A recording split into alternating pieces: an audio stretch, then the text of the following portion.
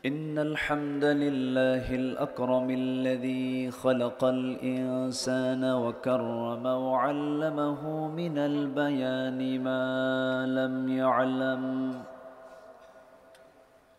فسبحان الذي لا يحصى امتنانه باللسان ولا بالقلم. نشهد أن لا إله إلا الله وحده لا شريك له، ونشهد أن سيدنا وحبيبنا ومولانا محمدًا عبده ورسوله الذي أرسله بالحق بشيرا ونذيرا وداعيا إلى الله بإذنه وسراجا منيرا. فقد قال الله تعالى في كلامه المجيد وفرقانه الحميد: أعوذ بالله من الشيطان الرجيم. بسم الله الرحمن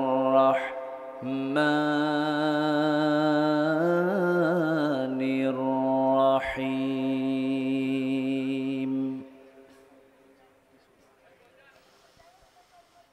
يا أيها النبي إنا أرسلناك شاهدا ومبشرا ونذيرا.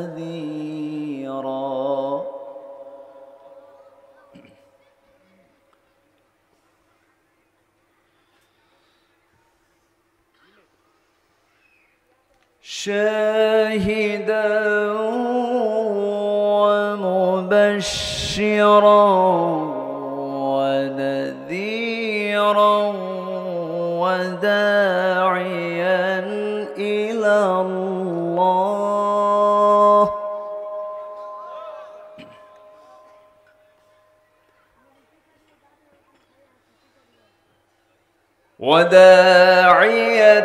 إلى الله بإذنه وسراجا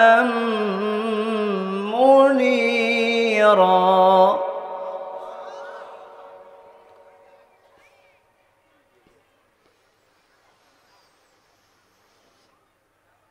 وبشر المؤمنين بأن لهم من الله فضلا كبيرا.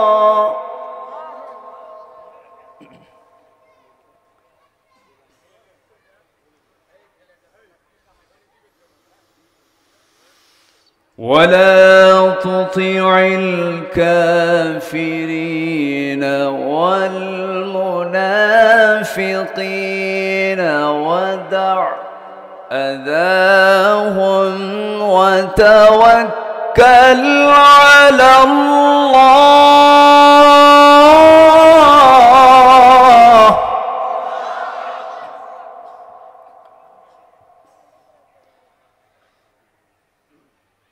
وكفى بالله وكيلا.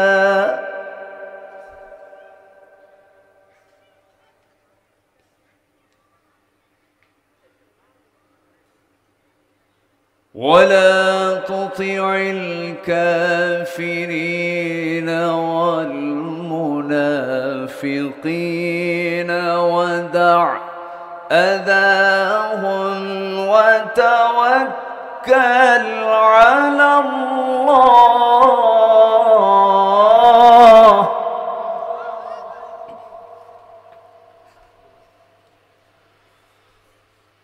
وكفى بالله وكيلا.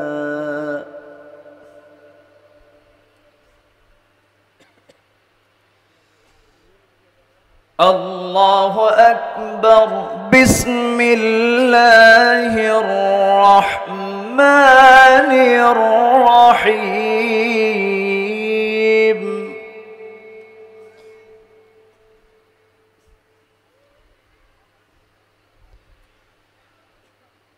إن الله وملائكته يصلون على النبي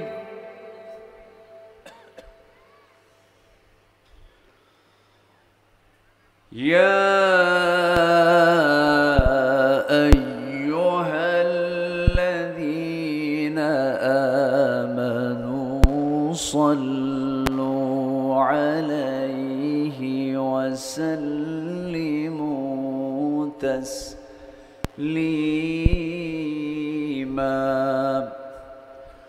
اللهم صل على محمد وعلى آل محمد كما صليت على إبراهيم وعلى آل إبراهيم إنك حميد مجيد. اللهم بارك على محمد وعلى آل محمد كما باركت على إبراهيم وعلى آل إبراهيم إنك حميد مجيد.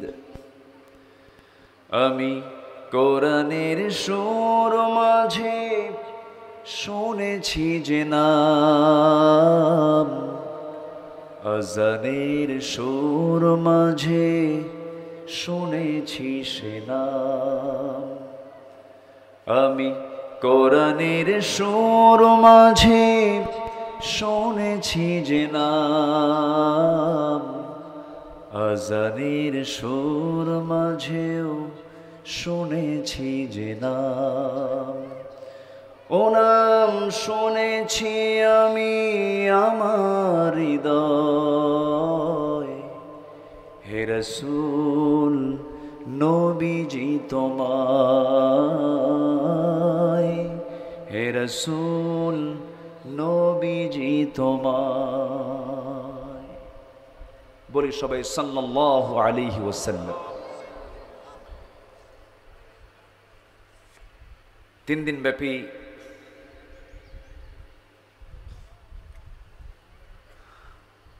দেশের সীমান্তবর্তী জেলা বৃহত্তর রাজশাহী অঞ্চলের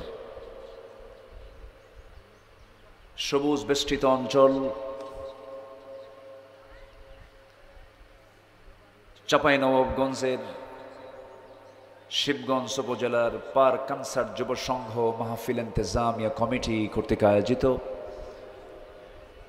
3 দিন ব্যাপী তাফসীর মাহফিলের সমাপনী দিবসের সম্মানিত সুযোগ্য সভাপতি, সম্মানিত সাহেবে সদর, শিক্ষাবিদ মাননীয় চেয়ারম্যান মহোদয় জনাব অধ্যাপক শেফাউল মুলক, আজকের মাহফিলের বরেণ্য প্রধান অতিথি শিবগঞ্জ উপজেলা পরিষদের এক্স চেয়ারম্যান মহোদয়, শিক্ষাবিদ, ইসলামী আন্দোলনের অন্যতম সিপাহ সালার ডক্টর মাওলানা কেরামত আলী হাফিজাহুল্লাহ, আজকের মাহফিলের উপস্থিত সম্মানিত মেহমানবৃন্দ, হাজারাত উলামায়ে কেরাম, ফদলা ইজাম, সুশীল সমাজ, বিশেষ করে আজকের মাহফিলের সার্বিক তত্ত্বাবধানে যিনি আছেন বরেণ্য সভাপতি তারিক মুনাওয়ার, সামনে উপস্থিত আজকের মাহফিলের প্রধান আকর্ষণ, যাদেরকে নিয়ে আজকের এই সাজানো গোছানো বর্ণাঢ্য আয়োজন, তৌহিদের পতাকাবাহী, কালেমার ঝান্ডাবাহী, দ্বীন ইসলামের নরসারদুল বীর মুজাহিদ, প্রাণ প্রিয় সম্মানিত দ্বীনি ভাইরা, আড়ালে বসে আছেন শ্রদ্ধেয়া সম্মানিতা মা বোনেরা। আলোচনার সূচনায় আনুষ্ঠানিকতার মধ্য দিয়ে আমার পক্ষ থেকে আবারও দিল খোলা সালাম, আসসালামু আলাইকুম ওয়া রাহমাতুল্লাহি ওয়া বারাকাতুহু। সালামের জবাব একটু দুর্বল মনে হচ্ছে। আসসালামু আলাইকুম ওয়া রাহমাতুল্লাহি ওয়া বারাকাতুহু। সবাই কেমন আছেন? আমাকেও প্রশ্ন করে ফেলেছেন। আল্লাহ তাআলা আমাকে আপনার মতোই আপনার কাতারই রেখেছেন, বলি আলহামদুলিল্লাহ। এখানে আসার তৌফিক দিয়েছেন কে? নিয়ে যাওয়ার মালিক কে? সেই মহান রবের শানে বলছি আলহামদুলিল্লাহ। চিৎকার মেরে বলছি আল্লাহুম্মা ইন্নী আসআলুকা আল হুদা ওয়াত তুকা ওয়াল আফাফা ওয়াল গিনা। সবাই বলি আল্লাহুম্মা লাকা আসলামতু ওয়া বিকা আমানতু ওয়া আলাইকা তাওয়াক্কালতু ওয়া ইলাইকা আনাবতু ওয়া বিকা খাসামতু। আমরা আল্লাহ তাআলার শুকর আদায় করে নিলাম। আমি খুব আনন্দিত আজকে একটা বিষয়, সেটা হলো আল্লাহ যা করেন ভালোর জন্যই করেন। রাতের কাজটা আজকে আমরা দিনে কাভার করতে পারছি, বলি আলহামদুলিল্লাহ। রাতে ওয়াজ শোনাও কঠিন, ওয়াজ করাও কঠিন, আর আমাদেরকে উঠিয়ে দেয় হলো সব শেষে। মাহফিলে থাকি প্রধান বক্তা, কিন্তু উঠে দেয়, বানায় দেয় শেষ বক্তা, কাম সারা হয়ে যায়। তো সেদিক থেকে আমরা আজকে সুন্দর একটি টাইমের দিক থেকে একটা যৌবন ভরা টাইম পেয়েছি, বলি আলহামদুলিল্লাহ। এখন 1% লোকও কিন্তু কোনো ক্লান্তির মধ্যে নেই, কোনো ঘুমের মধ্যে নেই। যা বলা হবে সবার জেহেন শক্তি এখন প্রখর হয়ে আছে। এটা মনে রাখার মতো সময়, একটা সময় আমরা আলোচনায় আলহামদুলিল্লাহ, জোরে বলি আলহামদুলিল্লাহ। এই মাহফিলটা নেওয়া হয়েছিল হলো আরো 7 থেকে 8 মাস আগে, যে সময় হাসিনা পালায় নাই। এখন হাসিনা আছে? আজ থেকে আছে? কোথায় গেছে? ও, একজন কইছে শ্বশুর বাড়ি। আচ্ছা, যাই হোক, সারা জীবন আমাদের বিরুদ্ধে কুৎসা রটানো হয়েছে। কোথায়? আমরা তো পালালাম না। এত নেতার ফাঁসি তারা কার্যকর করলো, কেউ তো ভয়ে অন্য কোনো দেশে গেল না। এদেশের অগণন মানুষের প্রাণের স্পন্দন, বিশ্ব ইসলামী আন্দোলনের এক ঝাঁক নেতৃবৃন্দকে তারা রাষ্ট্রীয় ষড়যন্ত্রের মধ্য দিয়ে হত্যা করেছে। কিন্তু কেউ কি পালিয়েছে? কিন্তু এমন নেতা কুর্মি থুয়ে পালায়, ঠিক কিনা? আর 2009 সালে আমার জীবনের ফার্স্ট হজের সফর ছিল 2009 সাল। সেই সফরে আমি আল্লামা সাইদ রাহিমাহুল্লাহকে সে বছর তার জীবনের শেষ হজ করতে দেখেছি। তিনিও তার জীবনের শেষ হজটা করেছেন 2009 সালে। গ্রেফতার হলেন 2010-এর 30শে জুন। 26শে জুন তার সঙ্গে আমার শেষ দেখা। তো ওই হজের সফরে তাকে বলা হয়েছিল, আপনার দেশে না গেলেই ভালো হয়। কেন? ট্রাইব্যুনাল গঠন হচ্ছে, আপনাকে মামলায় জড়িয়ে দেবে। যদি তারা আপনাকে জেলখানায় পৌঁছায় রাখে, অতএব কি দরকার, আপনার এই দেশ থেকে যাওয়ার দরকার নাই, এই দেশ আপনাকে নাগরিকত্ব দিয়ে দিতে পারে। জবাবে তিনি বলেছেন, আমার কর্মী, আমার দেশ, আমার মা, আমার সন্তান, আমার পরিবার, আমার দ্বীনি ভাইরা আমার দেশে পড়ে থাকবে আর আমি আরামে বাহিরে দিন যাপন করব, এটা হতে পারে না। যদি ফাঁসির মঞ্চ ঝুলে মরতে হয়, দেশের মাটিতে মৃত্যু হবে, দেশ ছাড়ব না। ছেড়েছিলেন? তাহলে এখন প্রমাণ হলো আলেমরা কি পালায়? কারা পালায়? খুব কষ্ট হচ্ছে আপনাদের বসে থাকতে, কারণ প্রচন্ড গরম। ভাদ্র সবে শেষ হলো, ভাদ্র আশ্বিনের তাল পাকা গরম, ঠিক আছে না? সেই গরমে আপনারও গরম হয়ে গেছেন, ব্যবসে গরম, বসে থাকার চুল পরিমাণ জায়গা নেই, টুইটম্বর অবস্থা, যেন মাথার উপরে মাথা, ঘাড়ের উপরে ঘাড় লেগে আছে।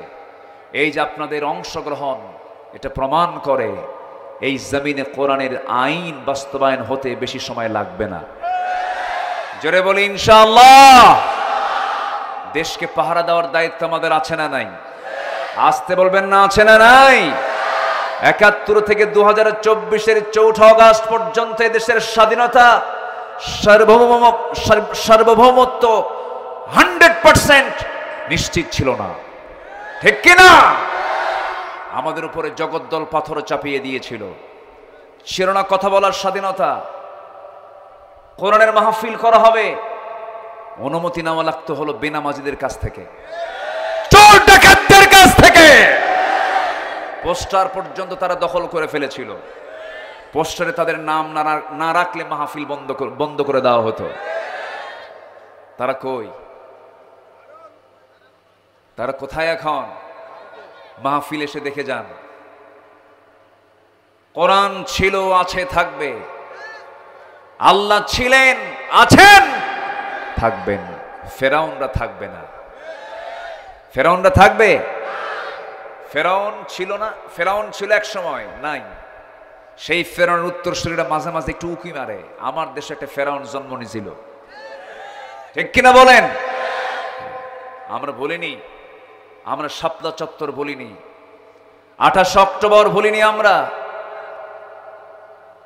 5 আগস্টে যে হত্যাকাণ্ড ঘটিয়েছে তারা, প্রতিটি হত্যাকাণ্ডের সুস্থ বিচার হলো সময়ের দাবি, ঠিক কিনা? অনেক কথা আছে, ঘর্মাক্ত দেহ নিয়ে। সবাই শুনতে রাজি আছেন তো? ঘাম ঝরানো ভালো কাজ, একটু ঘাম ঝরাই না, একটু দিনের জন্য ঘাম ঝরুক। কষ্ট হচ্ছে নাকি আপনাদের? বলি ইনশাআল্লাহ। যে মাসে মাহফিল হচ্ছে সেই মাসটার নাম হচ্ছে রবিউল আউয়াল মাস, জন্মের মাস। কার? বলেন কার মাস?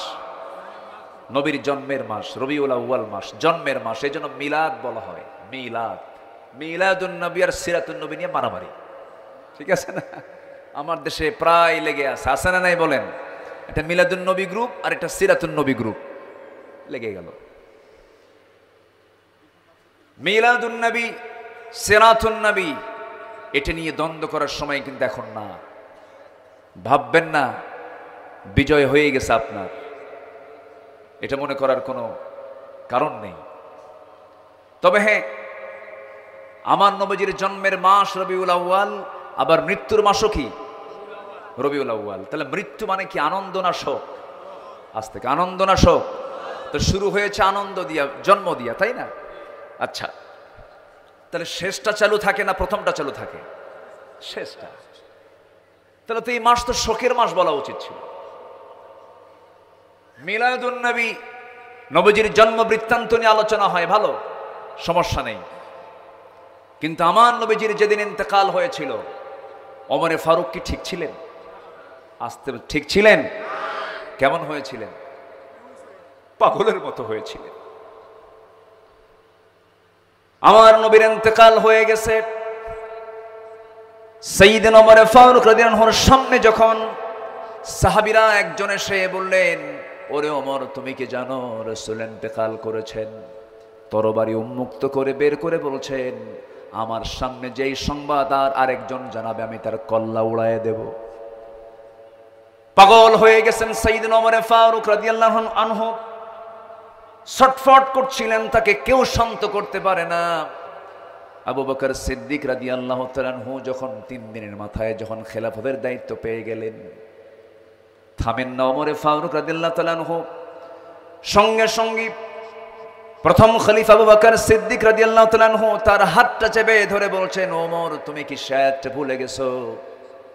ওয়ামা মুহাম্মাদুন ইল্লা রাসূল قد خلت من قبله الرسل। শুধু এই রাসূল নয়, এই রাসূল নন, শুধু পূর্বের যত রাসূল নবী দুনিয়াতে ছিলেন সব দুনিয়া থেকে বিদায় হয়েছেন। আমার নবীও দুনিয়া থেকে বিদায় নিয়েছেন, মৃত্যু কি তুমি বিশ্বাস করো না? থেমে গেলেন তিনি। সাইয়েদনা আলী রাদিয়াল্লাহু তাআলা আনহু যে শোকটা পেয়েছিলেন, মৃত্যুর পূর্বে তার মুখ থেকে বারবার রক্ত বের হচ্ছিল। সেই সময়ের চিকিৎসকরা গবেষণায় বলেছেন, আলীর মুখ থেকে বারবার রক্তক্ষরণের মূল কারণ হলো জীবনের একটা সময় সবচেয়ে বেশি আঘাত পেয়েছিলেন তিনি। সে আঘাতের সময়টা ছিল আমার নবীর ইন্তেকালের সময়। সাইয়েদনা বেলাল রাদিয়াল্লাহু তাআলা আনহু নবীর ইন্তেকাল যখন হয়ে গেল, মক্কায় থাকতেই পারলেন, মদিনায় থাকতেই পারলেন না। সারা জীবন তিনি মদিনার মসজিদে আজান দিয়েছেন, আজান দিয়ে দিয়ে রাসূলকে দেখে দেখে আজান দিতেন। নবীর যখন ইন্তেকাল হলো, সেই দিন থেকে নিয়ে এই বেলালের মৃত্যুর দিন পর্যন্ত তার মুখ থেকে একটা বারের জন্য, একটা ওয়াক্তের জন্য তাকে তার মুখ থেকে আজান কেউ বের করাতে পারে নাই। যখন বলা হলো, বেলাল তোমার সুন্দর সুরের মূর্ছনায় তোমার আজানটা আমরা একটু আজকে শুনতে চাই, সাইয়েদনা বেলাল বললেন, শোনেন, যে দুনিয়াতে রাসূল বেঁচে নাই, যে মদিনার মসজিদে রাসূল বেঁচে নাই, সারা জীবন আজান দিয়েছে জীবন্ত নবীর সামনে, সেই নবীর অনুপস্থিত টাইমে আমি বেলাল আর এই দুনিয়ার মসজিদে কোনোদিন আমি আজান দিতে পারবো না, নচেত বুক ফেটে আমি দুনিয়া থেকে বিদায় হয়ে যাব। কি শোকটা সাহাবীদের মধ্যে কাজ করেছে, এখান থেকে প্রমাণ হয়ে গেল শুধু জন্ম নিয়ে এত টানাটানি করার কি দরকার? জন্ম বৃত্তান্ত নিয়ে আমরা যতটুকু না উপকার পাবো, তার চেয়ে বেশি উপকার পাবো যদি আমরা তার সিরাতকে যদি লালন করি, তার চরিত্রকে যদি লালন করি। আমার নবীর চারিত্রিক সনদ পৃথিবীর কেউ দেয় নাই, চারিত্রিক সনদ যিনি দিয়েছেন তিনি আমার কে? আসতে বলবেন না, তিনি আমার কে? আল্লাহ তাআলা। আমার কথা শুনতে কি কষ্ট হচ্ছে আপনাদের? কারো কোনো সমস্যা নাই তো?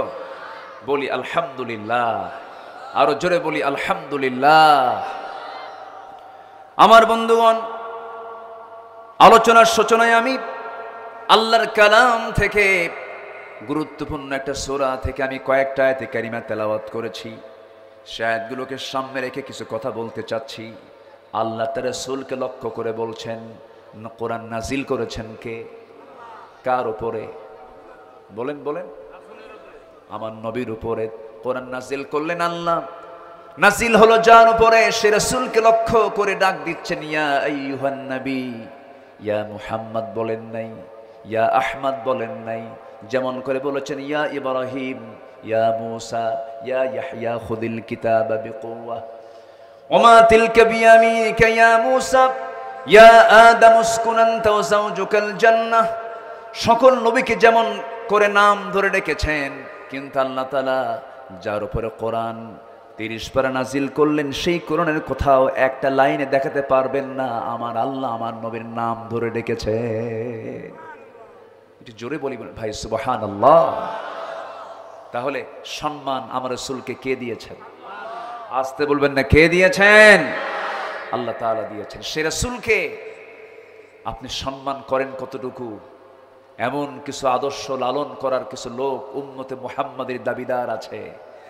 রাসূলকে মানতে চাই শুধু ধর্মীয় নেতা হিসাবে, রাসূলকে মানতে চাই শুধু ধর্মীয় নেতা হিসাবে, নামাজে মানতে চায়, রোজায় মানতে চায়, দান সদকায় মানতে চায়, কিন্তু রাসূল যে রাষ্ট্রপতি ছিলেন, রাষ্ট্রনায়ক ছিলেন, রাজনৈতিক প্ল্যাটফর্মে পরিকল্পিতভাবে সাজানো নাটক তৈরি করে রাসূলকে রাষ্ট্রীয় প্ল্যাটফর্ম থেকে, রাজনৈতিক প্ল্যাটফর্ম থেকে আদর্শচ্যুত করে রাখা হয়।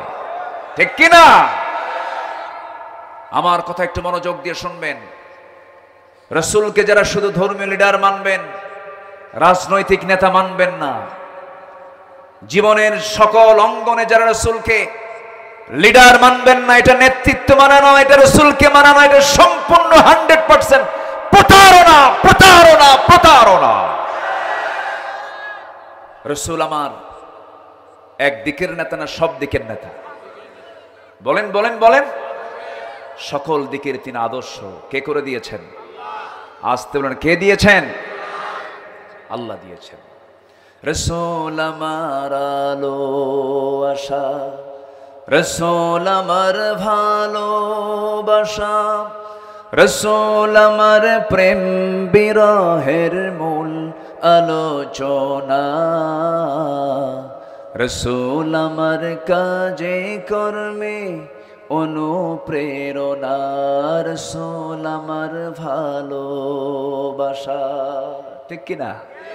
রাসূলকে না ভালোবাসলে কি আল্লাহকে পাওয়া যাবে?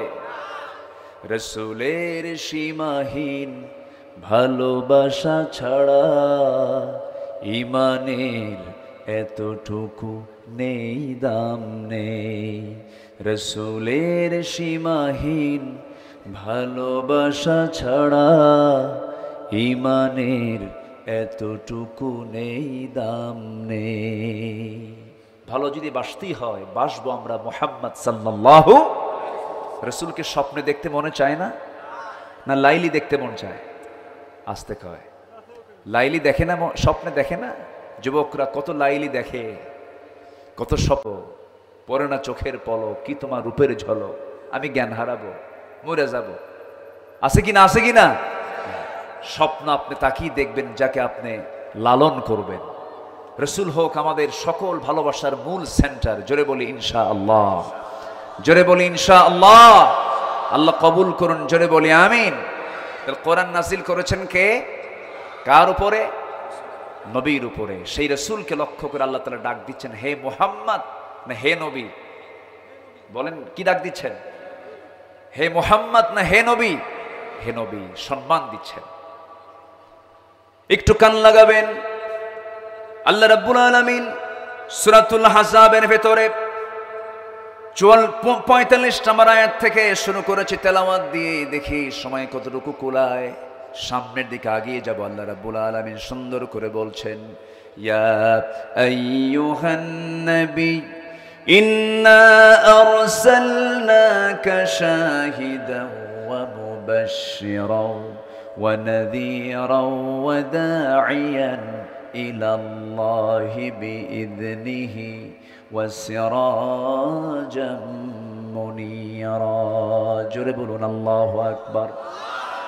হে রাসূল, হে নবী, আমি আপনাকে পাঠিয়েছি সাক্ষী হিসাবে, পাঠিয়েছি সুসংবাদদাতা হিসাবে, পাঠিয়েছি ভয় প্রদর্শনকারী হিসাবে, আপনাকে দায়ী করে পাঠিয়েছি। আপনি দাওয়াত দিবেন, সাহায্য করবেন কে?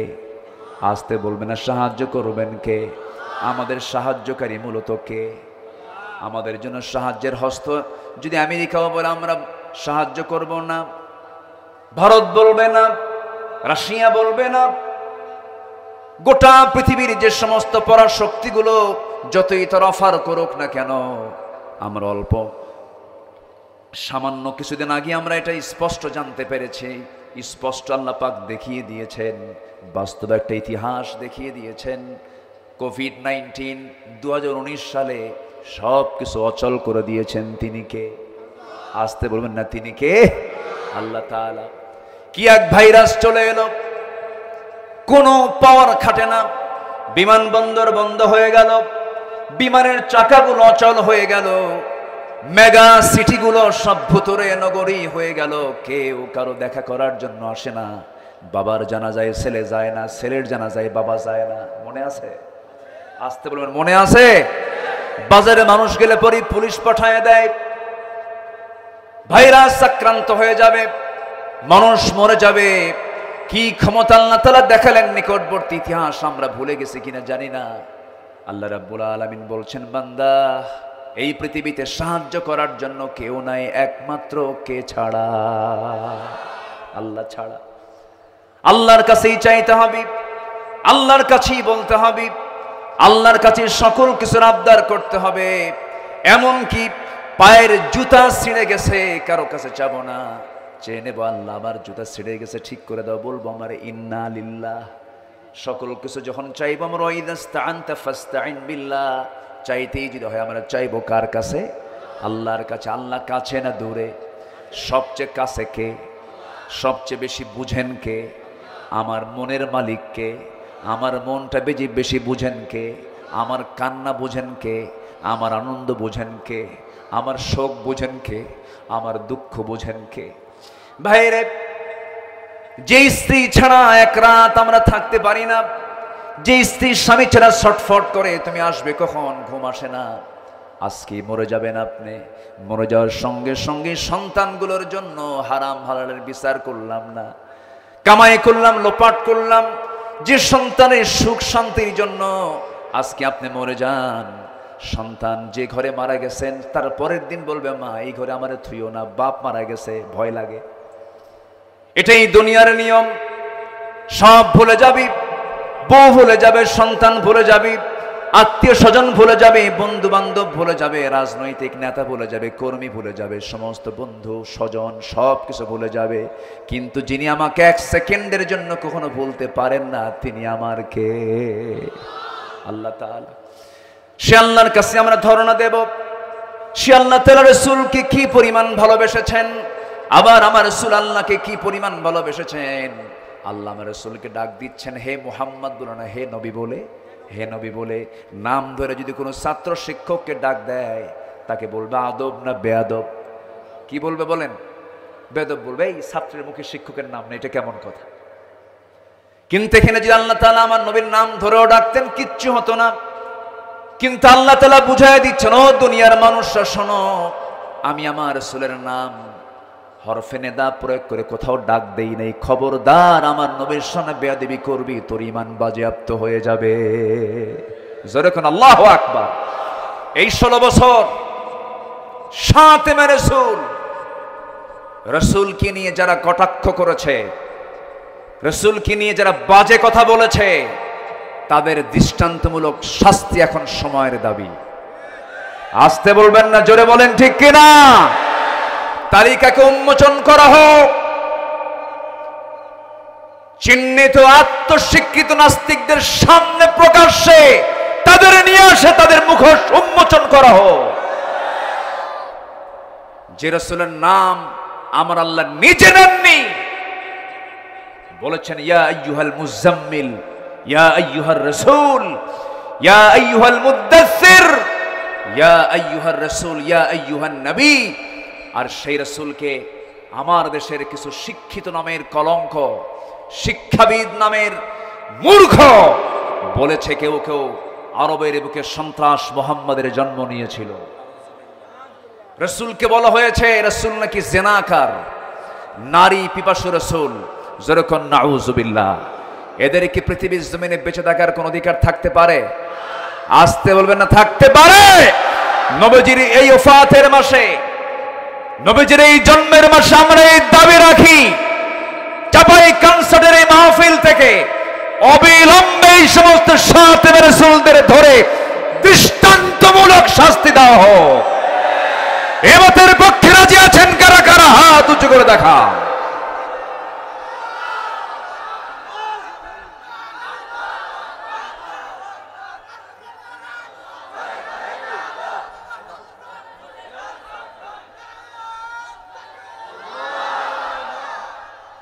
হাত নামান। আমার দেশে মাজার আছে না নাই? আসতে বলবেন না, মাজার আছে না নাই? আমরা কোন কবরকে সম্মান করি না। কবরকে সম্মান দিয়ে রাসূল আদব শিখিয়েছেন, সালাম শিখিয়েছেন, আসসালামু আলাইকুম ইয়া আহলাল কবর।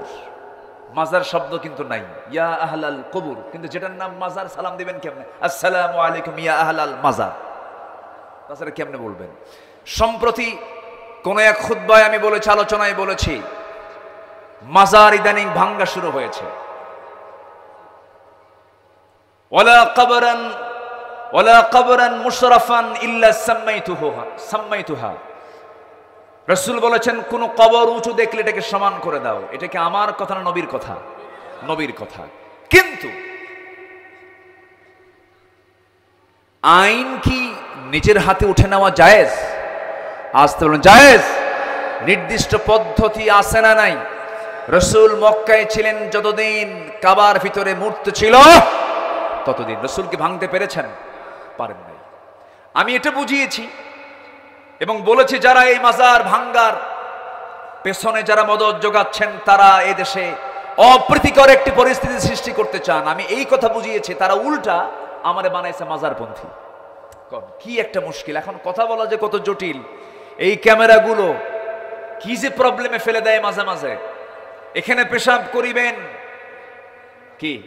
এখানে পেশাব করিবেন না করিলে 10 টাকা জরিমানা। এখানে পেশাব করিবেন না করিলে 10 টাকা জরিমানা।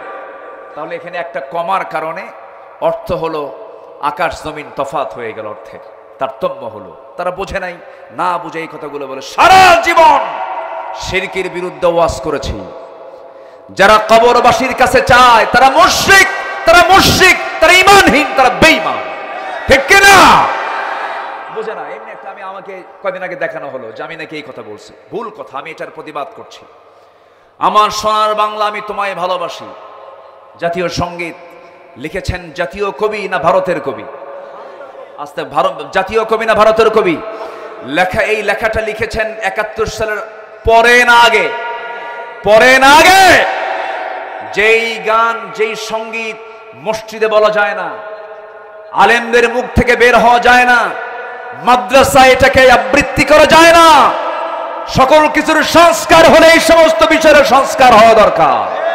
ঠিক কিনা? সংস্কার হওয়া দরকার। যেখানে শিরকের গন্ধ আছে রাসূল সেই কবিতাকে নিষিদ্ধ করে দিয়েছেন। ও মা, আমরা ও মা বলবো না, আমরা বলবো ও আল্লাহ। কি বলবো আমরা? ও মা তোর ফাগুনে। আছে না নাই? আছে না নাই? আচ্ছা।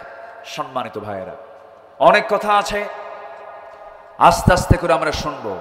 এবার আসুন আয়াতের দিকে। রাসূলকে লক্ষ্য করে বলছেন, আল্লাহ বলছেন রাসূলকে, আমি আপনাকে সাক্ষী বানিয়েছি। কি বানিয়েছি? সাক্ষী বানিয়েছি। বাচ্চাগুলো দেখেন কিভাবে যাচ্ছে সুন্দর করে, দেখেন না? আলহামদুলিল্লাহ। মানে ওরা হুজুরের ইঙ্গিত পাইছে, সিগন্যাল। উপায় নাই, ঝড় সাইক্লোন যা হোক না কেন আমার কথার 0% দামও নাই। খালি হুজুর বলছে আয়, যাচ্ছে। এটাই হলো শৃঙ্খলা। বলেন আলহামদুলিল্লাহ। জোরে বলেন আলহামদুলিল্লাহ। এই শৃঙ্খলা কি ভার্সিটিতে আছে? শিক্ষকের কথা ছাত্র শোনে না ছাত্রের কথা শিক্ষক শোনে? ছাত্র কয় স্যার সোজা হন, কে সোজা? স্যার একটু ভালো হন, নইজলে কিন্তু খায়া ফেলাম। এই হলো ভার্সিটির চরিত্র। সম্মানিত ভাইয়েরা, সন্তানকে কোরআন হাতে তুলে দেন। মোবাইল 1 ঘন্টা দিবেন না, মোবাইল হাতে দিবেন না, 1 ঘন্টা কাঁদবে, এরপর থেমে যাবে। জ্ঞান দিবেন না, সারা জীবন মূর্খ থাকবে। আর কোরআন হাতে দিবেন না, কিয়ামতের দিন সে অন্ধ হয়ে উঠবে। অতএব সম্পদ বৃদ্ধি নয়, সন্তানের জন্য সম্পদ বৃদ্ধি না করে জ্ঞান বৃদ্ধি করুন, জ্ঞান বিতরণ করুন, কাজে লাগবে। ঠিক কিনা? সন্তানের হাতে তুলে দেব আমরা কোরআন। সন্তানকে গাইড দেবার জন্য, পাহারা দেবার জন্য কাউকে লাগবে না। সন্তানকে পাহারা দেবে আল্লাহর বাণী, আল্লাহর কালামে, কোরআন থেকে পাহারা দেবে। আমার দেশের শিক্ষা ব্যবস্থার পরিবর্তন দরকার আছে না নাই? আসতে বলবেন না, আছে না নাই? বিসিএস ক্যাডার কোরআন পড়তে পারে না। সচিবালয় চালায় সচিব, সচিব কোরআন তেলাওয়াত করতে পারে না। এসপি অফিস চালায় এসপি কোরআন তেলাওয়াত করতে পারে না। ওসি নামাজ পড়াতে পারে না। ভার্সিটির চ্যান্সেলর কোরআন পড়তে পারে না। এটার জন্য সেই সচিব দায়ী নয়, এটার জন্য শিক্ষা ব্যবস্থা দায়ী। শিক্ষা ব্যবস্থার পরিবর্তন সাধন করে সকল শিক্ষার সাথে কোরআন শিক্ষাকে নিশ্চিত করা হোক। ঠিক কিনা? আল্লাহ কবুল করুন, আল্লাহ কবুল করুন। আপনার উপস্থিতি এবং এই প্রযুক্তির কল্যাণে এই কথাগুলো আসল জায়গায় গিয়ে পৌঁছে যাবে। আমরা পরিবর্তন করার জন্য আল্লাহ তাআলা আমাদের সুযোগ দিয়েছেন। ছাত্রদের দিল থেকে ভয় তুলে দিয়েছিলেন তিনি কে? যে বিজয়টা এসেছে, এই বিজয় মূলত কার দেওয়া? আসতে বলবেন না, কার দেওয়া? স্বরাষ্ট্রমন্ত্রীকে লক্ষ্য করে পুলিশ কর্মকর্তা বলছে, স্যার এই যে দেখেন ভিডিও, গুলি করি একটা একটা মরে আর সবগুলো থাকে, কি ভয় দৌড়ও মারে না। তাহলে এই ভয়টা দিলের মধ্যে তৈরি করে দিয়েছেন তিনি কে? যদি ভয় পালাতাম, কোরআন বলছে যদি ভয় পালাতাম তাহলে কি হতো? আল্লাহ রাব্বুল আলামিন বলেন, ইল্লা তানফিরু يعذبكم عذابا أليما ويستبدل قوما غيركم ولا تضروه شيئا জোরে বলুন আল্লাহু আকবার। তোমরা যদি পলায়ন করো আমি তোমাদের বিকল্প এমন একটা জালিম শক্তি চাপিয়ে দেব যাদের তোমরা চুল পরিমাণ কোনো ক্ষতি করতে পারবে না। তাহলে এই জালিম শক্তিকে প্রত্যাখ্যান করার জন্য বুকের মধ্যে ভয় দূর করে দিয়েছেন তিনি আমার কে? মুগ্ধের জন্য দোয়া করি, সাইদের জন্য দোয়া করি। মুগ্ধ বলে, ভাই পানি লাগবে, কার পানির প্রয়োজন আছে? শহীদ সাইদ বলে, ও পুলিশ, তোর পিস্তলে কত, বন্দুকে কত গুলি আছে, সব গুলি চালা। হাত দুটো খুলে দিয়ে বুকটার সামনে চাপিয়ে দিয়ে বলছে, সকল দুঃখ যন্ত্রণা নিয়ে দাঁড়িয়েছি, আমারে শেষ করে দে, বিনিময়ে দেশটা আমরা জালিম মুক্ত দেখতে চাই। ঠিক কিনা? রক্তের বিনিময়ে এই অর্জন এসেছে, এই অর্জনকে আমরা বৃথা হতে দেব না। খেক শিয়াল বিদায় হয়েছে, পাতি শিয়াল কিছু আছে, কিন্তু আছে না নাই? যারা আজকের ময়দান, আজকের বাংলাদেশেও যারা চাঁদাবাজি করছে, জায়গা দখল করছে, ভূমিদস্যুর ভূমিকা পালন করছে, যারা দোকান বাড়িঘর যারা দখল করছে, অবৈধ দখলদার, এরাও হলো ওই সমস্ত জালিমদের প্রেতাত্মা। মুদ্রার এই পিঠ আর ও পিঠ, এদের ব্যাপারেও সাবধান থাকার দরকার আছে না নাই? আসতে বলবেন না, আছে না নাই? একটু কথাগুলো মনোযোগ দিয়ে শোনেন। কষ্ট পাচ্ছেন না তো? কষ্ট পাচ্ছেন না তো? সম্মানিত ভাইয়েরা, আল্লাহ তাআলা তার রাসূলকে সম্মান দিয়েছেন, মর্যাদা দিয়েছেন, এবং দিয়েছেন এক উন্নত চরিত্র। বলি আলহামদুলিল্লাহ। সে উন্নত চরিত্র আমাদের ফলো করার দরকার আছে না নাই? আমার নবীজির জীবনের যতগুলো গুণ ছিল, এর মধ্যে একটি বিশেষ কয়েকটা গুণ আজকে আমি একটু উপস্থাপন করতে চাচ্ছি আমাদের জীবন এটাকে বাস্তবায়ন করার জন্য। গুণগুলো কি সবাই শুনবেন? আগ্রহ আছে? কারো কোনো সমস্যা নাই তো? মাত্র 15টা গুণ শুনবো। কয়টা গুণ বলেন তো? এক কথাই বলবো না, একটু ব্যাখ্যা দিয়ে বলবো? এক কথাই বলবো না, ব্যাখ্যা দিয়ে বলবো? আচ্ছা, ব্যাখ্যা দিয়ে যদি বলি তাহলে কি একটু সময় দিতে হবে না? সময় দিতে হবে না? সবাই থাকবেন তো ইনশাআল্লাহ? একটা লোক নড়বেন না? সবাই রাজি আছি তো ইনশাআল্লাহ? একটু সময় দিচ্ছি, একটু সময় নিচ্ছি আপনাদের কাছ থেকে, একটু প্লিজ একটু শুনুন, মনোযোগ দিয়ে কতগুলো শুনুন। এক নম্বর গুণ হচ্ছে আমার নবীজির জীবনে ছিল, এক নম্বর হলো সততা। কি ছিল বলেন তো? আমার দেশের নেতৃত্বের মূল চাবি ছিল হলো মিথ্যার উপরে সবকিছু। ঠিক কিনা বলেন? একটা মানুষ এত মিথ্যা কথা কয়, নির্জলা মিথ্যা কথা বলে, যাকে আমরা বিদায় দিয়েছি সদ্য কয়েকদিন আগে। ঠিক কিনা? এত মিথ্যা কথা সে সারা জীবন বলেছে। কাঁঠাল রানী। কি রানী বলেন? কাঁঠাল রানী। মিষ্টি অনেক কিছু আমরা শুনেছি। সম্মানিত ভাইয়েরা, আমার নবীজির এক নাম্বার অস্ত্র ছিল, পুঁজি ছিল হলো সততা। আমরা কি মিথ্যা কথা বলি? হ্যাঁ, বলি না? একটু ভালো করে রাখুন। আমরা কি মিথ্যা কথা বলি? এখন কই বলি? এটা কেমন হলো? দুই রকম হলো না? তাহলে বলেন নাই একজন, তিনি হচ্ছেন মুহাম্মদুর রাসূলুল্লাহ। আমরা কি মিথ্যা কথা বলি? তাহলে কেমন হলো? নবীর যদি আমি আদর্শ মানি, আমার কি মিথ্যা কথা বলা যাবে? মিথ্যা কথা বলা যাবে? যাহা বলিব সত্য বলিব, মিথ্যা বই কি? সত্য বই মিথ্যা বলিব না। এটা আদালতে উঠানোর আগে বলে না? বলে। কিন্তু আমার দেশের যে ব্রিটিশের ল আছে, এই আইনের মূল মন্ত্রই হলো মিথ্যা দিয়ে কথা শুরু হয়। ঠিক কিনা? এই বিগত 16 বছরে যত মামলা ছিল, সমস্ত মামলাগুলো সত্য না মিথ্যা? মিথ্যা। 2013 সাল রাজশাহীর বাগমারা আমার মাহফিল। আমি সন্ধ্যার দিকে রাজশাহী মোহনপুরের কাছাকাছি চলে গেছি। আমি বাগমারার দিকে ঢুকবো, 2013 সালে, আজ থেকে 11 বছর আগের কথা। আমাকে ওসি ফোন দিয়ে বলে, হুজুর আপনি আসবেন না কেন? আপনি রাজাকার। কি কইল আমারে? রাজাকার। বললাম, আমারে যে আপনি রাজাকার বললেন, আপনি কি আমাকে চিনেন? কে না। দেখেছেন? না। তাহলে কে? শুনেছি। তাহলে সাক্ষীর জন্য ওরা কি কি কি কি নিচ্ছে? ওরা দেখছে না শুনছে? শুনছে। শোনা কি সাক্ষী হয়? শোনা কথা কি সাক্ষী হতে পারে? সম্মানিত ভাইয়েরা, রাজাকার হওয়ার জন্য শর্ত হলো 71 সালে তার বয়স অবশ্যই 15 বছরের বেশি হতে হবে। 1971 সালে আমার জন্ম তো হয়ই নাই, আমার মায়ের বিয়েটা পর্যন্ত হয় নাই। কি কথা কি বুঝতেছেন? তাহলে আমাকে বলা হলো আপনি রাজাকার। চিন্তা করুন, 2014 সালে একটা মাহফিলে আমি, নবীজির সিরাতের মাস, এই রবিউল আউয়াল মাসে আমি হার্ট পয়েন্ট, একটা জেলা শহরের হার্ট পয়েন্টে পাবনাতে আমি আলোচনা করছিলাম রসুলের সিরাত নিয়ে, রসুলের শিশু প্রীতি, পরিবার প্রীতি, তিনি কেমন স্বামী ছিলেন, কেমন একজন যোদ্ধা ছিলেন, তার গুণগত দিকগুলো আমি কথা বলছিলাম। হঠাৎ করে আমাকে লক্ষ্য করে বৃষ্টির মতো গুলি ছোড়ানো হলো, আমাকে লক্ষ্য করে গুলি বর্ষণ করা হলো। মুহূর্তের মধ্যে মঞ্চে হানা দিয়ে, অস্ত্রের ঝনঝনানি দিয়ে, পুলিশি সহযোগিতা নিয়ে মঞ্চে আগুন ধরিয়ে দেওয়া হলো। সেই মঞ্চ থেকেই সেই মাহফিলের সেক্রেটারিকে সেখান থেকে তৎক্ষণাৎ গ্রেফতার করে নিয়ে যাওয়া হলো। শেষ পর্যন্ত আমি শুনলাম 3 দিন পরে একটা মামলা হয়েছে, সেই মামলার আমি হলাম 1 নম্বর আসামি।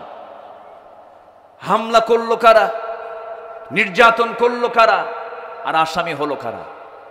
2018 সালে আমাকে গ্রেফতার করা হলো, জেলখানায় ঢুকলাম।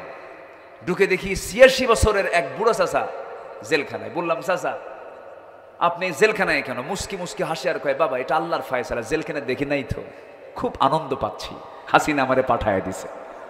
বুঝলেন, খুব খুশি মুরব্বী, 86 বছর বয়স। আমি তাকে বললাম, চাচা আপনার মামলা কি? কে বাবা, আমি তো মামলার নামটা জানি না, তবে শুনছি বিস্ফোরক। তো বললাম, আপনি কি জানেন এই মামলাটা কিসের মামলা? কে বাবা, বিস্ফোরকটা কি? এটা কি খায় না কি করে?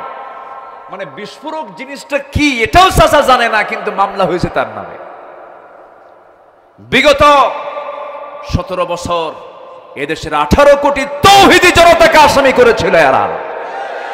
গোটা জেলখানা, 64 জেলার জেলখানা নয়, গোটা দেশকে তারা কারাগার বানিয়ে ছেড়েছিল। সেই জুলুম শাহী থেকে আমরা আগামীর দেশ দেখতে চাই, কোরআনের দেশ।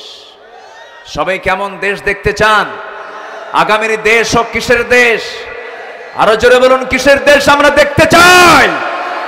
যে মুসলমান কোরআনের দেশ দেখতে চায় না, তার নতুন করে ঈমান আনা দরকার। তার ঈমান আনা হয়নি। যে বলে কোরআন দিয়ে দেশ চলতে পারে না, সে নাস্তিক, সে ঈমানহীন, সে মুশরিক, সে জাহান্নামী। এরকম কিছু নামাজি লোক আমার সমাজে আছে না নাই? আসতে বলবেন না, আছে না নাই? কোরআন দিয়ে নামাজ পড়ো, সমাজ কেন গড়ো না?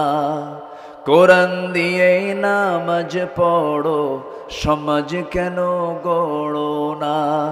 ও নামাজি,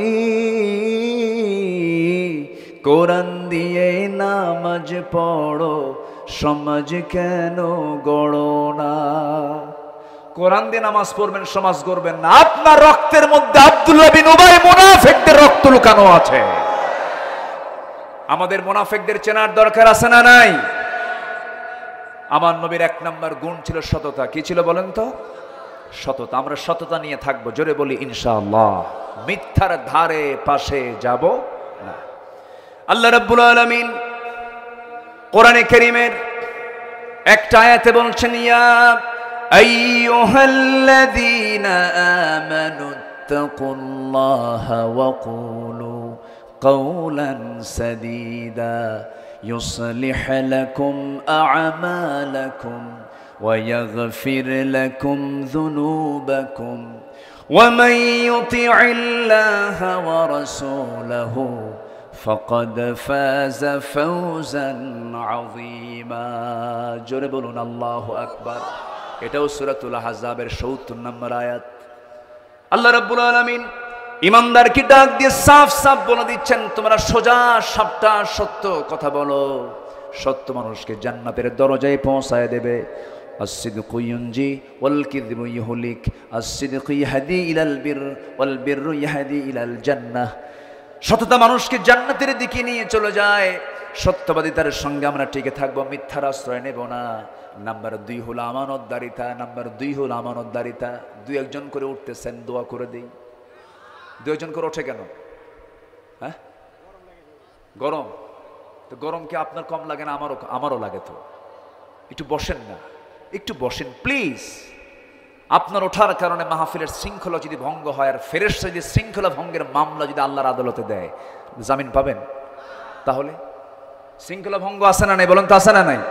তো ফেরেশতা এখানে আছে না নাই?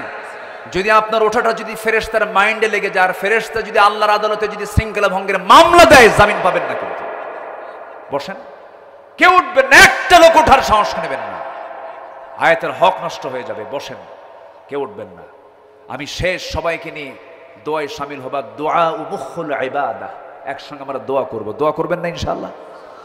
আমার দেশে তো দোয়া নিয়ে মারামারি লাগে, মানে আসল কামনে সুদ নিয়ে কোনো কিছু কথা হয় না, দোয়া নিয়ে মারামারি লাগে। দোয়া হবে, দোয়ার বিরুদ্ধে যারা, তাদের বুঝতে মানে একটু সমস্যা আছে। দোয়ার দরকার আছে না নাই? উদউনি আস্তাজিব লাকুম, আমাকে ডাকো, সেই ডাকে সাড়া দেবেন কে?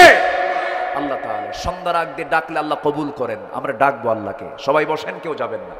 নাম্বার 2, আমার নবীর গুণ ছিল আমানতদারিতা। স্বামীর কাছে স্ত্রী হলো আমানত, স্ত্রীর কাছে স্বামী কি? আমানত। মহিলা মানুষ কি মাহফিলে আছে? আসতে বলবেন না, আছে নাকি? আচ্ছা, মাদের দাম ইসলামে আছে না নাই? আজ থেকে মাদের দাম ইসলামে আছে না নাই? আচ্ছা, ইসলামের প্রথম রক্ত ঝরিয়েছে একজন পুরুষ না মহিলা? বলেন, পুরুষ না মহিলা? ইসলামে প্রথম দিন গ্রহণ করেছে একজন পুরুষ না মহিলা? কাবা শরীফের হারামের ভিতরের প্রথম বাসিন্দা একজন পুরুষ না মহিলা? মহিলা। মেয়েদের দাম কিন্তু কম নাই ইসলামে, অনেক দাম মেয়েদের। মেয়েদের অবদান ইসলামে অনেক আছে, কিন্তু মারা সেই নারীদেরকে মানতে চান না যে নারীদেরকে দাম আল্লাহ তাআলা এত দাম, এত মূল্যায়ন করেছেন। যেমন স্বামী ছাড়াও অবসরণীয় জীবন হতে পারে এমন একটা জীবন, একটা উদাহরণ ছিলেন হলো মারিয়াম আলাইহিস সালাতু ওয়াস সালাম। স্বামী ছাড়া জীবন কি দামি হতে পারে না? তার স্পষ্ট প্রমাণ কে? মারিয়াম। এরপর সন্তান ছাড়াও জীবন সফল হতে পারে, তার দৃষ্টান্ত ছিলেন হলো আয়েশা সিদ্দিকা রাদিয়াল্লাহু তাআলা আনহা। হতে পারে না? হতে পারে। এরপর জীবনকে জালিম স্বামীর সামনে সঁপিয়ে দিয়েছেন, ঈমানটাকে টিকে রেখেছেন, এমন সফল জীবন ছিল আসিয়া আলাইহিস সালাতু ওয়াস সালামের। আছে না নাই? বলেন, আছে না নাই? আছে।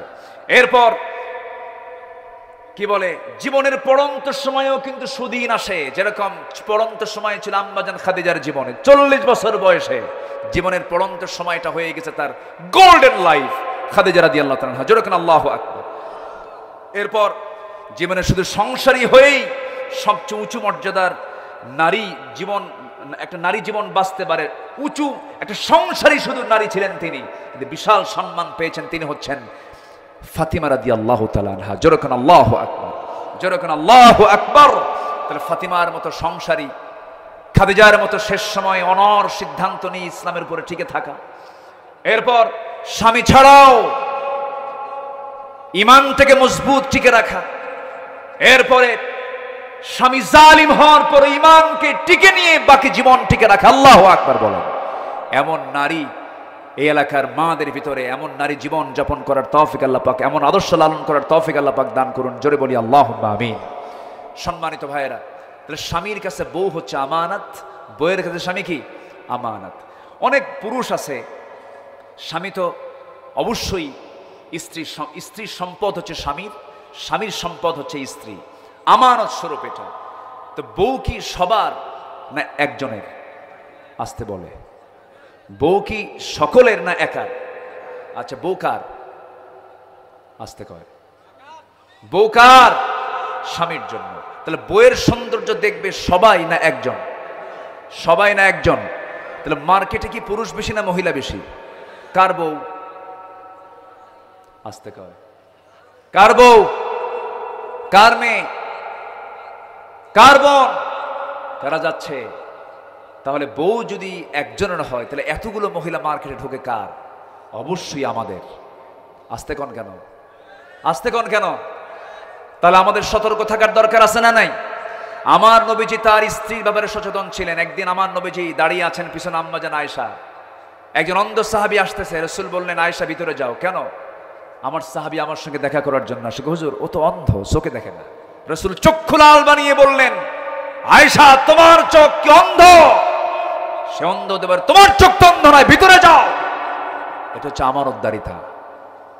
মেয়ে ফাতিমার আওয়াজ রাস্তা থেকে শুনতে পেলেন। রাসূল বললেন, ফাতিমা আজকে আমার দিলটা ক্ষত বিক্ষত হয়ে গেছে। কেন? তুমি একজন নারী মানুষ, তোমার সুন্দর কণ্ঠের আওয়াজ আমি রাস্তা থেকে শুনতে পেলাম, যা একজন পরপুরুষ শুনলে তোমার গুনাহ হয়ে যেত। জিহ্বায় কামড় মেরে ইন্না লিল্লাহ বলে বলছে, আব্বা জীবনে আর মুখের আওয়াজ আমার আর জোর কোথাও যাবে না। আল্লাহু আকবার বলেন। এগুলো হচ্ছে আমানত। এগুলো কি বলেন? আমানত। বউটাকে ম্যারেজ ডে পালন করে সারাদিন হুন্ডার পিছনে উঠায়। আর ওয়ান হুন্ডার সিট দুই ক্লাসের, একটা নিচতলা আর একটা দোতলা। নিচতলায় ড্রাইভার বসে, নিচতলায় কে বসে?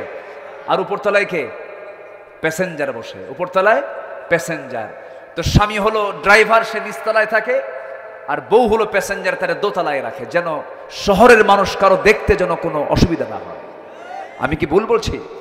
বউটাকে একদম মাথার উপরে নিয়ে গোটা শিবগঞ্জ ঘুরে, সন্ধ্যাবেলায় ম্যারেজ ডের সন্ধ্যায় পড়ন্ত বিকালে সূর্যের রক্তিম সূর্যের পিছনে একটু দাঁড়িয়ে বউটাকে গায়ে হলুদের সমস্ত ইনস্ট্রুমেন্ট তাকে পরিয়ে দিয়ে মাথা থেকে পা পর্যন্ত সাজায় দিয়া, মাথা, কপাল, নাক, মুখ, চোখ সব কিছু সাজায় দিয়ে অর্ধলঙ্গ করে ছবিটা একটা সুন্দর করে তুলে ফেসবুকে আপলোড দিয়ে সবাইকে, বন্ধুবর্গ সবাইকে ডাক দিয়ে বলে, প্রিয় বন্ধুরা আসো, আমার বউকে সবাই জামাতের সাথে দেখি।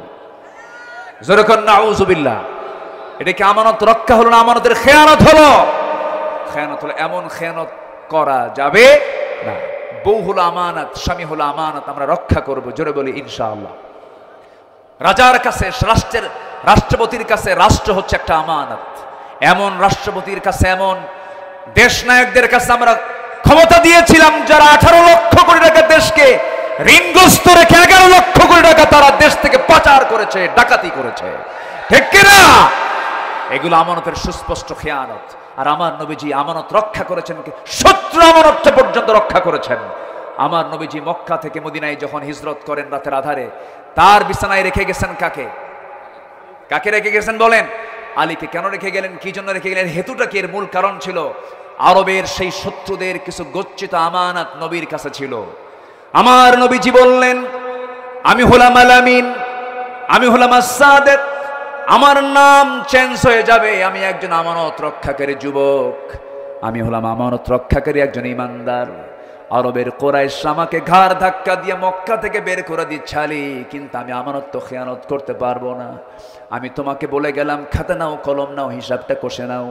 সকালে সূর্যোদয় হওয়ার সঙ্গে সঙ্গে এই মক্কার কুরাইশদের হাত থেকে যে সমস্ত গচ্ছিত সম্পদগুলো আমার হাতে এসেছিল, সমস্ত কিছু আমি তোমার হাতে বুঝাই দিলাম, সবগুলো তোমরা সকালবেলা সবার হাতে হাতে পৌঁছাইয়া দিবা। যেরকম সুবহানাল্লাহ, আরো জোরে বলি সুবহানাল্লাহ। আল্লাহ রাব্বুল আলামিন এই জন্য অর্ডার দিচ্ছেন, ইন্নাল্লাহা ইয়া'মুরুকুম আন তু'আদ্দুল আমানাতি ইলা আহলিহা ওয়া ইযা হাকামতুম বাইনান নাসি আন তাহকুমু বিল আদল ইন্নাল্লাহা নি'ম্মা ইয়া'ইযুকুম বিহি। জোরে বলুন আল্লাহু আকবার। আল্লাহ তাআলা আমানত রক্ষা করার জন্য অর্ডার দিয়েছেন। নাম্বার 3 হলো ধৈর্যশীলতা। ধৈর্যশীলতা যার মধ্যে থাকবে তার বিজয়টা নিশ্চিত। ধৈর্যশীলতা যার মধ্যে থাকবে তার বিজয়টা নিশ্চিত। ধৈর্য আছে যার, ফলাফল আছে তার। ধৈর্য নাই যার, ফলাফল কি নাই তার। হেরে যাব তখনই যখন রেগে যাব, ধৈর্য যখনই ধরব তখন আমরা জিতে যাব। আমার বন্ধুগণ, আল্লাহ রাব্বুল আলামিনের জন্য বান্দাকে বলছেন, শোনো, আমি ধৈর্যহীনদের সঙ্গে থাকতে চাই না, আমি থাকতে চাই ধৈর্যশীলদের সাথে।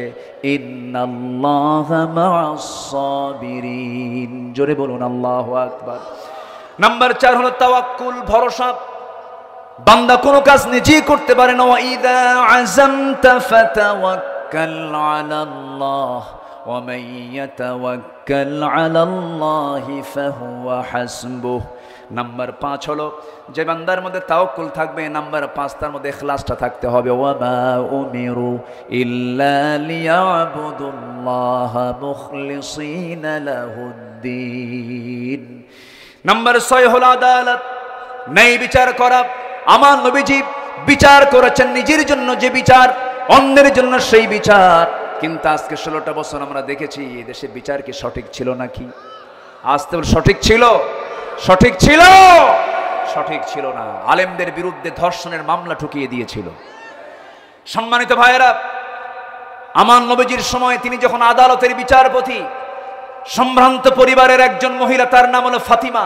আমার নবীর নাম, মেয়ের নামও ফাতিমা। চুরি করে ধরা পড়েছে, ধনী মহিলা, সম্ভ্রান্ত উচ্চ বংশীয় ঘরের মেয়ে। ওমরে ফারুক রাদিয়াল্লাহু আনহু তিনি রাসূলকে নিজে এসে বলেন, হুজুর সম্ভ্রান্ত পরিবারের মেয়ে, একে মাফ করা যায় কিনা, আপনি একটু চিন্তায় নিয়ে আসুন। আমার নবীজি খেপে গিয়ে রক্তিম চক্ষু আকার ধারণ করে বললেন, ওমর তোমার দারাজ কণ্ঠ গেল কোথায়? আজকে এই ফাতিমা চুরি না করে যদি আমার কলিজার টুকরা মেয়ে ফাতিমা বিনতে মুহাম্মদ চুরি করে ধরা পড়তো, সবার চোখের সামনে আমি রাসূল নিজে হাত কেটে তার বাস্তবায়ন করে দিতাম। জোরে বলুন আল্লাহু আকবার। কুনু কাওয়ামিনা লিল্লাহি শুহাদা বিল কিসত, তোমরা সঠিক বিচার করো। আকিমুল ওয়াজনা বিল কিসত ওয়া লা তুখসিরুল মিজান। নাম্বার 7 হলো তওবা, ক্ষমা প্রার্থনা। নাম্বার 8 হলো দয়া, সহানুভূতি, রহমা। খুযিল আফ ওয়া আমরু বিল মা'রুফ ওয়া আরিদ আনিল জাহিলিন। নাম্বার 9 হলো নম্রতা। ইমানদার মেজাজি হয় না নম্র হয়? আজ থেকে মেজাজি হয় না নম্র হয়? আমরা কি প্রতিশোধ নেই না ক্ষমা করি? আমিরে জামাত যে কথাটা বলেছেন, সম্প্রতি এটাকে ভুল ব্যাখ্যা দেওয়া হয়েছে, এটাকে ভুলভাবে অপপ্রচার করা হয়েছে। আমার নবীজি মক্কা বিজয়ের দিন সবাইকে মাফ করেছেন আমভাবে, কিন্তু যারা চিহ্নিত ছিল 17 জনকে তিনি বলেছেন এই 17 জনের কোনো মাফ নাই, তবে ইসলাম গ্রহণ ইসলাম গ্রহণ করলে তাদেরকে মাফ করে দেওয়া হবে। আল্লাহু আকবার বলেন। তাহলে আমার নবীর চরিত্র ছিল, আদর্শ ছিল কি? প্রতিশোধ নেওয়া না ক্ষমা করা? আপনি প্রতিশোধ নেবেন, মজা পাবেন কিছুক্ষণ, ক্ষমা করবে না, মজা পাবেন আজীবন। আল্লাহু আকবার বলেন। সম্মানিত ভাইয়েরা, নম্রতা। 10 হচ্ছে কৃতজ্ঞতা। যে ব্যক্তি কৃতজ্ঞ নয় সে ব্যক্তি ইমানদার হতে পারে না। নাম্বার 11 হলো সাহসিকতা। পৃথিবীর সবচেয়ে সাহসী মানুষ ছিলেন মুহাম্মদ সাল্লাল্লাহু। তাকিয়ে দেখেন বদরের দিকে, 313 কোথায়, 1000 কোথায়, সাহস আছে না নাই? আছে না নাই? আচ্ছা, নাম্বার 12 হলো নেক কাজের আদেশ দেওয়া, সৎ কাজের বাধা দেওয়া। নাম্বার 13 হলো বিশ্বাসযোগ্যতা। বিশ্বাসযোগ্য হওয়ার দরকার আছে না নাই বলেন? আছে, বিশ্বাসী হতে হবে। নাম্বার 14 হলো নিষ্ঠাবান হওয়া, ইখলাসু ফিল আমাল। নাম্বার 15 হলো সহনশীলতা। ধৈর্য তো আছে এবং সহনশীল হতে হবে। অত্যন্ত ডিপ্লোম্যাটিক চিন্তা মাথায় নিয়ে চলতে হবে। এই 15টি গুণ ছিল বিশ্বনবীর জীবনের সবচেয়ে বড় বড় গুণ। আল্লাহ তাআলা সেই গুণগুলো আমাদের অর্জন করার তৌফিক দান করুন। সবার বাড়িতে মা বোনদের পর্দায় থাকার তৌফিক দান করুন। একটা লোক নড়বেন না।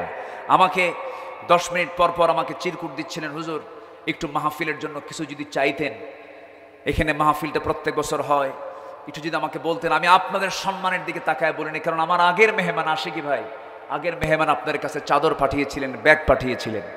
এই জন্য আমি বলিনি যেটা আপনাদের কাছে কষ্টের কারণ হয় কিনা। তো কেউ উঠবেন না, আমরা ধীরে ধীরে দোয়ার দিকে আস্তে আস্তে চলে যাব। হয়তো 8 থেকে 10 মিনিটের মধ্যে আজান হয়ে যাবে। কেউ নড়াচড়া করব না। একসঙ্গে দোয়ায় আমরা শামিল হব কিনা বলেন? যে যুবকরা আমাদের জন্য জীবন দিল, দেশের জন্য জীবন দিল, সেই যুবকদের শাহাদাতের জন্য দোয়ার দরকার আছে না নাই? আচ্ছা, সবাই বসবেন যে যেখানে আছেন। একটু শেষ সময়ে আমি ওই গেটের পাশে বিভিন্ন জায়গায় কিছু চাদর নিয়ে আমি দাঁড়ানোর জন্য উদাত্ত আহ্বান জানাচ্ছি কমিটিকে, এবং সাথে কিছু কমিটির ভাইয়েরা, যুবকরা আপনাদের কাছে একটু যাচ্ছে। যে যতটুকু পারি দিল থেকে তাআওয়ানু আলাল বিররি ওয়াত তাকওয়া ওয়া লা তাআওয়ানু আলাল ইসমি ওয়াল উদওয়ান। আমি আস্তে আস্তে শুনেছি গত বছর এই সময়ে এই জায়গায় নাকি কোথায় যেন কি হয়েছে, গান বাজনা হয়েছে নাকি? গান বাজনা হয়েছে। আজকের 1 বছরের ব্যবধানে সেই জায়গায় কোরআনের তাফসীর মাহফিল হচ্ছে, বলেন আলহামদুলিল্লাহ। এটাই একটা চেঞ্জ, এটাই একটা আন্দোলন, এটা একটা পরিবর্তন। আল্লাহ কবুল করুন, জোরে বলে আমিন। ব্যাগ যাচ্ছে, যে যা পারি আমরা সবাই